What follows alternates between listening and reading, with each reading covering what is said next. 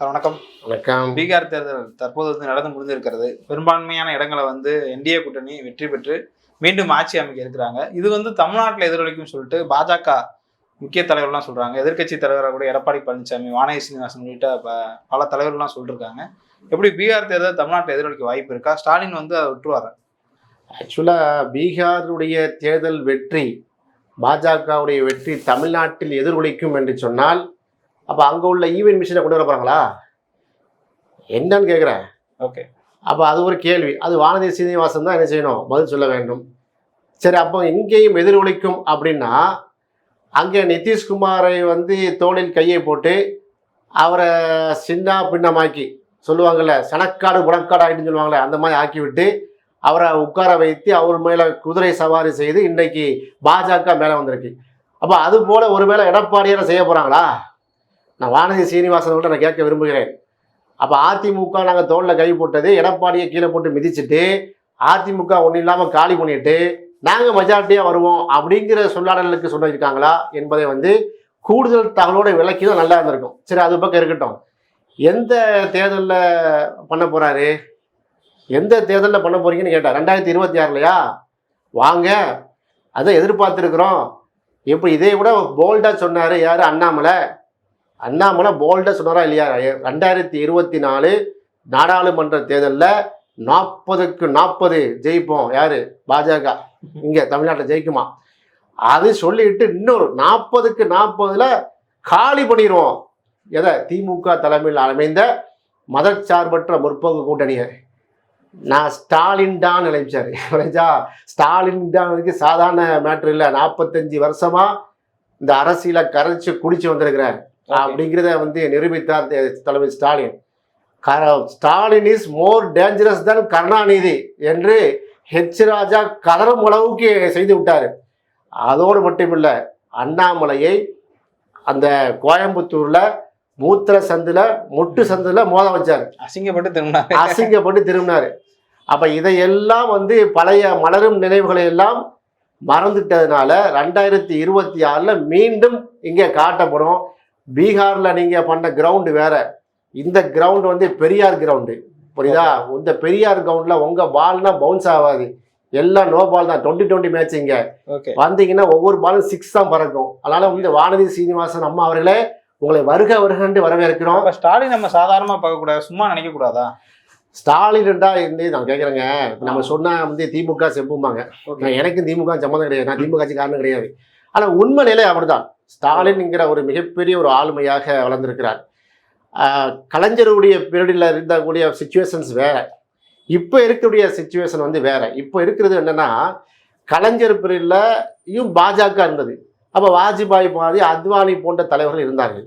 இப்போ இருக்கிற பாஜக அப்படி இல்லை, தனிப்பட்ட பாஜக இல்லை. பிஜேபியோடு இடி இருக்கிறது, ஐடி இருக்கிறது, சிபிஐ இருக்கிறது, எலெக்ஷன் கமிஷன் ஆஃப் இந்தியா இருக்குது, இப்படி எல்லா பொதுத்துறை நிறுவனங்களும் இருக்கிறது. இது இல்லாமல் அதானி அம்பானி போல மிகப்பெரிய கார்பரேட் இருக்குது. இதை தாண்டி ஒரு களமாடி கொண்டிருக்காருன்னா எவ்வளோ அழுத்தம் இருக்கும், எவ்வளோ ப்ரெஷர் இருக்குங்கிற ஒரு ஊடகனா, ஒரு பத்திரிகை துறையை சார்ந்தவனா, ஒரு வழக்கறிஞரா, ஏன் அரசியல்வாதியாக நான் பார்க்கிறேன். அவ்வளவு அழுத்தம் உள்ளது. அதனால ஸ்டாலின் சாதாரண ஆள் இல்லை. அதனால தான் தொல் திருமாவளவன் போன்றவர்கள், காங்கிரஸ் கட்சி செல்வி பிறந்தை போன்றவர்கள், மூத்த அரசியல்வாதியாக இருக்கக்கூடிய நம்முடைய வைகோ போன்றவர்கள், அது போன்ற ஜவாஹிருல்லா போன்றவர்கள், மூத்த பேராசிரியர் காதர் மைதீன் போன்றவர்கள் எல்லாம் இன்றைக்கு கம்யூனிஸ்ட் தோழர்கள் எல்லாம் ஸ்டாலின் பின்னாடி என்ன செய்கிறாங்க, அணிவகுக்கிறாங்க. ஏன்? இங்கே பார்த்தீங்கன்னா மோசமான ஒலிகார்கி டிக்டேட்டர்ஷிப் சொல்லக்கூடிய அந்த காலத்தில் இன்றைக்கு கருத்தியில் சமூக நீதியை தூக்கி பிடிக்கக்கூடிய தலைவராக இருக்கிற காரணத்தால் இன்றைக்கு ஒரு அருமையான ஒரு கூட்டணி. இந்த கூட்டணி எந்த சிதைவும் இல்லை. இதுக்கு ஆப்போசிட்டில் பாருங்கள், அதிமுகங்கிற ஒரு மிக பிரம்மாண்டமான கட்சியாக இருந்தது. அவர்களும் திராவிட பாரம்பரியத்தில் வந்த கட்சி தான். இன்றைக்கு எடப்பாடி பழனிசாமிங்கிற ஒரு தனிப்பட்ட நபரால் என்ன ஆச்சு? Sasikala out, TTV out. எங்கே அவுட்டு? அதிமுகலேருந்து வெளியே அவுட்டு. OPS out. அப்புறம் மூத்த தலைவராக இருந்த செங்கோட்டையன் அவுட்டு. இந்த நிலையில் அவங்க 200 தொகுதியில் ஜெயிக்க போகிறேன்னு சொல்கிறாரு. அதுதான் பயமாக இருக்குது. இப்போ அதே வானதி சீனிவாசன் என்ன ஸ்டேட்மெண்ட்டை சொல்கிறாரோ அதே ஸ்டேட்மெண்ட்டை இவர் இபிஎஸ்ன்னு சொல்கிறாருன்னு சொன்னால் எப்படி சாத்தியம்? பீகார் தேர்தலோடு நீங்கள் நிறைய ஒப்பிட வேண்டியிருக்கிறது. பீகாருடைய கல நிறுவனத்தையும் நீங்கள் தமிழ்நாடு கல நிறுவனத்தையும் நீங்கள் ஒப்பிடவே முடியாது. இதனால் ஒரு விஷயத்தில் ஒப்பிடலாம். என்ன விஷயம் நான் சொல்கிறேன். என்ன விஷயம்? இப்போ உதாரணமாக இன்றைக்கு 3வது அணியாக மிகப்பெரிய சக்தியாக யாரை பில்டப் பண்ணுறாங்க? விஜயை பில்டப் பண்ணுறாங்க. அவ்வளோதானே. தமிழக வெற்றி கழகத்தினுடைய விஜயுடைய கட்சிக்கு 234 தொகுதிகளிலும் கட்டமைப்பு இருக்கா? கிடையாது. தாவேகா கட்சிக்குன்னு ஒரு கொள்கை ஏதாவது வகுத்திருக்காரா? இல்லை. ஏதாவது சொல்றாரு, திடீர்னு அண்ணாவும் சொல்லிடுவாரு, திடீர்னு எம்ஜிஆர் தூக்குறாரு, இப்படிலாம் இருக்கிறார். அவர்களுக்குன்னு ஒரு ஓட் பேங்கா நிரூபிக்கப்பட்டிருக்கா? இல்லை. ஆனா என்ன இது, அவர் யாரை சவால் விட்டு பேசுறாரு? ஸ்டாலினே சவால் விடுறாரு, நான் அடுத்த முதலமைச்சர் சொல்கிறாரு. இதே ட்ரெண்ட் எங்க இருந்துச்சுன்னா பிரசாந்த் கிஷோர் பீகார்ல இருந்தது. பீகார்ல வந்து மிகப்பெரிய ஒரு பில்டப் கொடுத்தாங்க. 10% ஓட்டு வாங்குவாரு, 20% ஓட்டு வாங்குவாரு.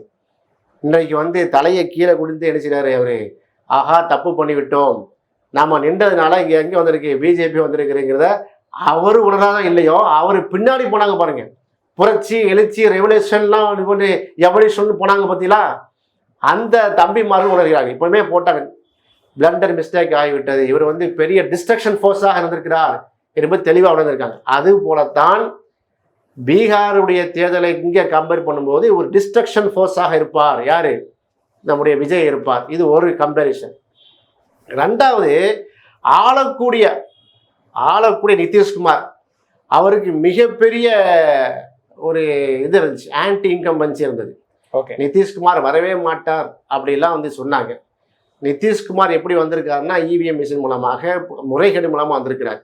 அப்போ என்னதான் வந்து நீங்கள் வந்து ஆளுங்கட்சியை வந்து எதிர்த்து சொன்னாலும் ஆளுங்கட்சி தான் திரும்பி வந்திருக்கிறது எங்கள் பீகாரில் அப்படின்னு நீங்கள் கம்பேரிசன் ஒத்துக்குருவாங்களா?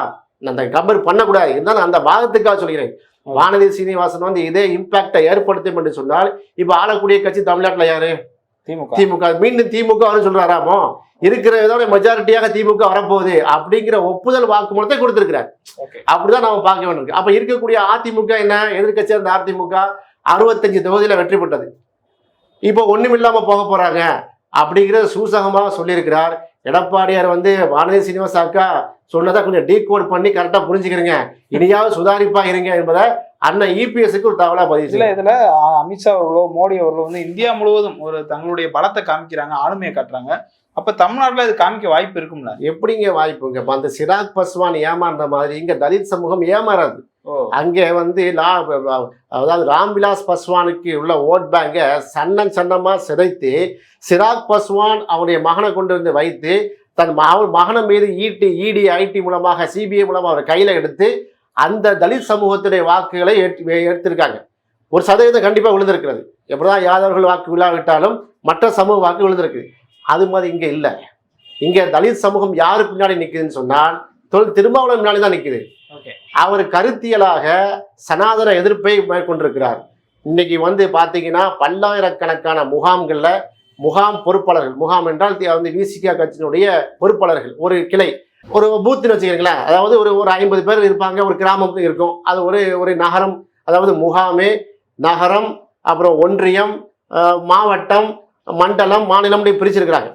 பல்லாயிரக்கணக்கான முகாம்கள் இருக்கு தமிழ்நாடு ஃபுல்லா. அந்த முகாமுடைய பொறுப்பாளர்கிட்ட போய் பிஜேபியை பத்தி பேசுங்கன்னு சொன்னா அவன் ஹெட்கேவர் கோல்வர்க்கர் மூஞ்சே பரான்ஸ்பேன் ஆரம்பித்து லோக்கல்ல இருக்கக்கூடிய அமித்ஷா, மோடி, அமித்ஷா, மோகன் பாகவத்தின் தொடங்கி இங்க இருக்கக்கூடிய தமிழிசை வரைக்கும் பேசி முடிப்பாங்க 2 மணி நேரத்துல.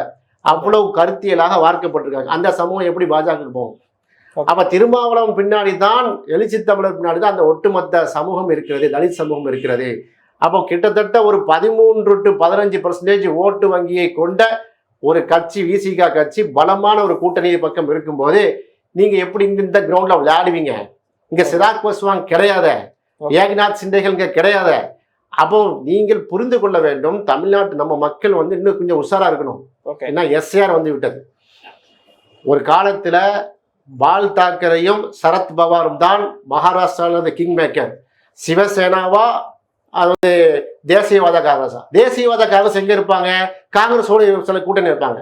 அதோட விலாஸ்ராவ் தேஷ்முக் போன்றவர்கள்லாம் காங்கிரஸ் தலைவராக வந்தாங்க, சிஎம்மாக ஆண்டாங்க, முதலமைச்சராக வந்து சிறந்த ஆட்சியெல்லாம் கொடுத்தாங்க எங்க மகாராஷ்டிராவில். இன்றைக்கு பார்த்தீங்கன்னா ஏக்நாத் சிண்டேகளை உருவாக்கி அந்த சிவசேனா 2ஆக பிளந்தார்கள். அதுபோல பார்த்தீங்கன்னா அஜித் பவாரை கையில் தூக்கி அந்த சரத்பவார் கட்சியை வந்து பலகீனப்படுத்தினாங்க. இப்போ யார் ஆண்டு கொண்டிருக்கிறார்? மகாராஷ்டிராவை பாஜக ஆண்டு கொண்டிருக்கிறது.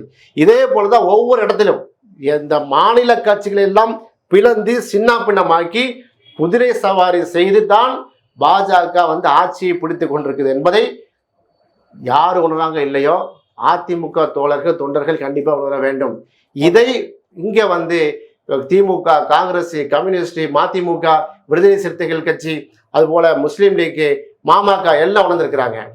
அதனால ஒரே அணியில இருக்கிறாங்க. அப்ப 2026 தேர்தலில் ஸ்டாலின் திருமாவளவன் வந்து அசால்ட்டா டீல் பண்ணுவாங்களா? வலது கையில இல்ல இடது கையில டீல் பண்ணுவாங்க. அதான் எப்போ அறிவிக்குன்னு சொல்லி எதிர்பார்த்து கொண்டிருக்கிறோம். தேர்தல் அறிவிப்பு வரட்டுமே. எங்க களத்துக்கு வாங்கய்யா. களத்துல நாங்க எப்படி ஓட விடுறோன்னு பாருங்க. இவிஎம் மிஷினை அங்கே டேம்பர் பண்ணாம நீ இங்கே டேம்பர் பண்ண விட மாட்டோம். நீ இங்கே வந்து கரண்ட் லைட் எல்லாம் ஆஃப் பண்ண முடியாது. இங்கே வந்துட்டு சிசிவி ஃபுட்டேஜ் எல்லாம் வந்து என்ன செய்ய முடியாது, ஆஃப் பண்ண முடியாது. கண்டெய்னரை கொண்டு வந்தாங்கன்னா கெட்டி வச்சிருவோம், கெட்டி வச்சு உரிச்சிருவோம். கண்டெய்னர் வந்துச்சுன்னு வைங்களேன், அவ்வளோதான், எலெக்ஷன் நடக்காது. அந்த அளவுக்கு என்ன செய்வோம், வேற லெவலுக்கு கொண்டு போயிடுவோம் அப்படின்னு சொல்லி எலெக்ஷன் கேம்பன்லேயே பேசுவாங்க. நான் பேசலை, எலெக்ஷனை நிறுத்திடுவோம் அடிச்சிருவோம், நான் பேசுகிறேன் வன்முறையாக பேச மாட்டோம். அப்படிப்பட்ட தொண்டர்களை பெற்ற கட்சியில் இங்கே இருக்கிறது. எலெக்ஷன் ஜனநாயகப்படி நடக்கணும். ஜனநாயகத்துக்கு எதிராக எந்த விதமான வன்முறை நடக்கக்கூடாது. இதை சட்டத்துக்கு புறமா யார் வந்து அதை பூத்தை கேப்சர் பண்ண வந்தாலும் கெட்டி வச்சிருவாங்க. இங்க மோடி அமித்ஷா அவருடைய திட்டங்கள் எடுபடாதா? பருப்பு வேவாது. ஏற்கனவே மோடி சொன்னாரா இல்லையா உங்களுக்கு, 2024 ஹே தமிழ்நாடு ஹே ஸ்டாலின் நகி ஹேண்டாரு. 2024 வந்து திமுக இருக்காம ஆக்கிடுவோம், ஸ்டாலினை இருக்க மாட்டான்டாரு. இன்னும் சொல்லிட்டு போனதான் இன்னும் வரல தமிழ்நாட்டுக்கு. இப்படி சொல்லிட்டு 2024 போனார், ஒரே போக்கா போனாரு. 2026 வருவார், வந்து திருக்குறள்லாம் படிப்பாரு.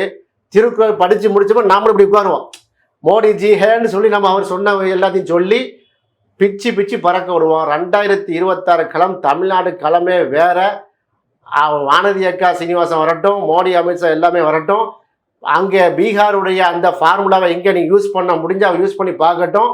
எங்கே நெத்தி அடி அடிச்சு அனுப்புவோம். 2026 எங்களுடைய கூட்டணி மகத்தான வெற்றி பெறும் என்பதை வந்து இப்போவுமே நாங்கள் டெக்ளேர் பண்ணுறோம். அவ்வளோ ஸ்ட்ராங் ஹோல்டாக நாங்கள் இருக்கிறோம். இந்த கூட்டணி வந்து கிட்டத்தட்ட 46% தாண்டி இருக்குது. எதிர் கூட்டணி ஒன்றும் இல்லை. அதனால தான் சங்கிகள்லாம் கதறி கொண்டிருக்கிறார்கள். பார்க்கலாம் 2026 எப்படி அமைகிறது. நன்றி சார். நன்றி.